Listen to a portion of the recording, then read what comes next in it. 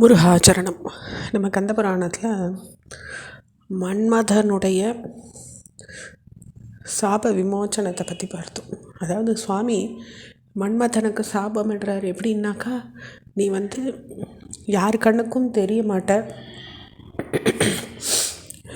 அதே மாதிரி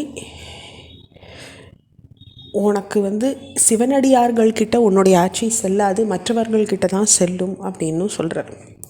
அப்போ மன்மதன் சிவபெருமானின் அருளை பெற்று வணங்கிண்டு ரதி தேவியோட தன்னுடைய நகரத்துக்கு போகிறார்.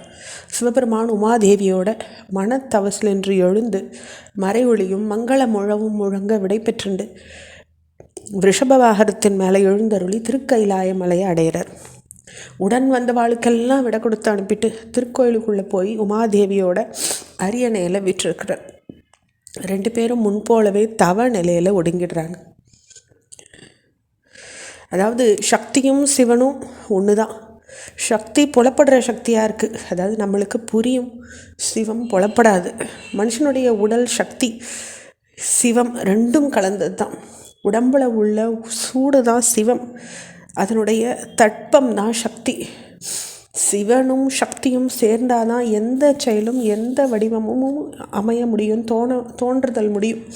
அதனால தான் அவற்றினுடைய சேர்க்கை திருக்கல்யாணம் அப்படின்னு காட்டப்படுறது. அப்போ பார்வதி தேவியாருடைய திருமணம் நிகழ்ந்து பல நாட்கள் போயும் இறைவன் ஒரு குமரனை தந்தருளாத இருத்தலை பார்த்த திருமால், திசைமுகன், இந்திரன், திக்பாலகர்கள் இவாள்லாம் மேருமலையில் ஒன்று கூடி ஏங்கின்னு இருக்காங்க. நம்ம ஏன் இறைவன் இன்னமும் சோதிக்கிறாருன்னு கலங்குறாங்க. ஏன்னா இங்கே முருகப்பெருமான் தோன்றணும்னு தானே இவா திருக்கல்யாணத்துக்கே இது பண்ணா. சூரபத்மனை வதம் பண்ணணும், முருகப்பெருமான் தோன்றணும். அப்போ ஒரு தாய் ஆரோக்கியமான பிள்ளைக்கு நிரம்ப உணவு தருவாள். நோய்வாய்ப்பட்ட மகனுக்கு உப்பில்லாத கஞ்சியை தான் கொடுப்பாள். மந்தமுள்ள பிள்ளைக்கு புனர்பாகம் பண்ணிட்டு தருவாள். நேர்வாளமுள்ள பிள்ளைய பட்டினி போடுவாள். இதுக்கு காரணம் குழந்தைகளின் நோய்தானே ஒழிய தாயின் பாரபட்சம் கிடையாது.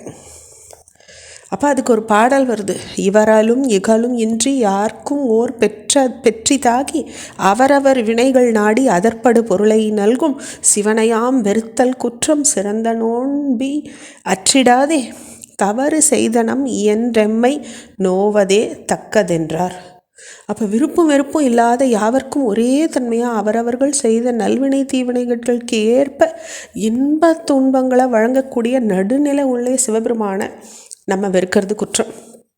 வசதியான தவம் புரியாத குற்றம் பண்ணினோமேன்னுட்டு நம்ம நாமே நொந்துக்கிறது தான் அறிவுடைமைன்னுட்டு பிரம்மதேவர் மற்ற வானவர்களுக்கு உணர்த்துறார்.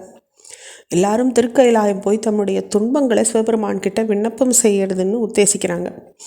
பிரம்மதேவர் சிவபெருமான் எந்த நிலையில் இருக்கார்னு ஒரு தூதுவன் மூலம் அறிஞ்சிக்கிறார். பின்னர் நம்ம போகலாம்னு நினைக்கிறார். வாயுதேவனை அழைக்கிறார். அதுக்கான பாடல்: உற்றொழி உதவி செய்வோர் உவப்புறா தெவையும் ஈவோர் அற்றமில் தவத்தால் உற்றோர் அமர்புரி வீரராவோர் மற்றொரு பொருளும் வெக்கார் வருத்தமும் ஓராராவி இற்றிட வரினும் எண்ணார் இனிதென மகிழ்வர் அன்றே. அப்போ தருணத்தில் உதவி பண்ணுறவா, உற்றொழி உதவி செய்வோர், அந்த நேரத்தில் உதவி பண்ணுறவாளையும் சலிக்காமல் எதையும் வழங்குகிற தர்ம நீரரையும் குற்றமில்லாத தவசீலர்களையும் போர் புரிகிற வீரர்களையும் வேறு ஒரு பொருளையும் விரும்ப மாட்டாங்க. வருத்தத்தையும் ஒரு பொருளாக நினைக்க மாட்டாங்க. உயிர் பிரிய நேரிட்டால் கூட அதனை பெருசாக நினைக்க மாட்டாங்க. உள்ளம் உவகையோடு அதை ஏற்றுப்பாங்கன்னுட்டு சொல்லி வாயுவை அனுப்பி வைக்கிறார். மன்மதனை எரிச்ச சிவபெருமான் முன்னே போகிறதான்னுட்டு நடுங்கிண்டே வாயுவும் போகிறார்.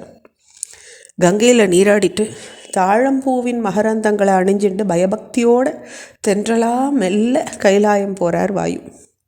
இறைவன் திருக்கோயில் முன்வாயில் போய் அடைகிறார்.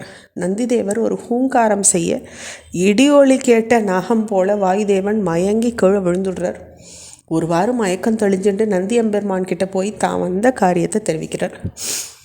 ஈஸ்வரனுடைய நிலையை நோட்டம் பார்க்கறது தகாத காரியம். அதனால் அவருடைய நிரந்தர நில அனுகிரகம்தான்.